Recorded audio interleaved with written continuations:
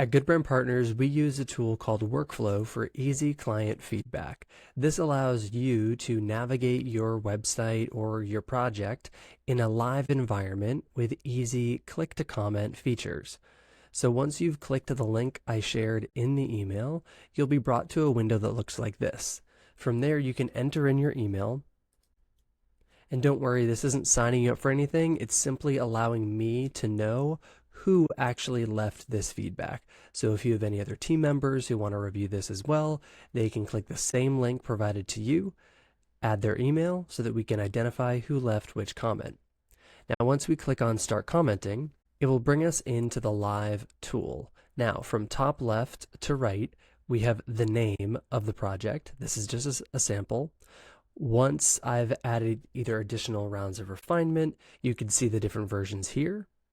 We can also toggle from new comments to those that have already been resolved. This is where you could leave general comments or attachments. You can also filter the comments or toggle the sidebar. I'll talk about this in just a second. Then we have the comment feature. So this is just letting you know that we are in the comment tool at the moment, which is why my mouse looks as it does. If I toggled onto browse, you'll notice it returns to a regular mouse, and I could click around and access different elements of the website, and it will load right inside of this window. Now notice right here, it's kind of showing like a tablet view. I do encourage everyone to look at the website in its full desktop view. Usually when we're in these rounds of refinement stages, we have not yet calibrated for each of the sizes.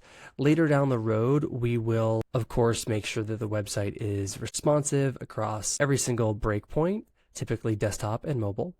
But usually when we're going around and commenting, I encourage folks to do this, which is collapse the sidebar, click the comment tool, find where you need to make a comment, and you could say, let's change headline to, and then provide me with whatever you need.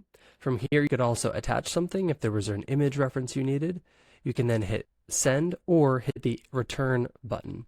Now, if you did want to leave a couple points, don't get frustrated by just hitting return. That will actually just send the comment. So comment line, 1.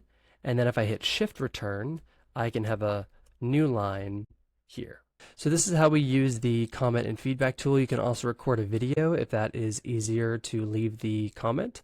From there, we'll be able to keep track of everything. So even if we are, for example, on the home page, we could always navigate back to your specific comment on the particular page and section.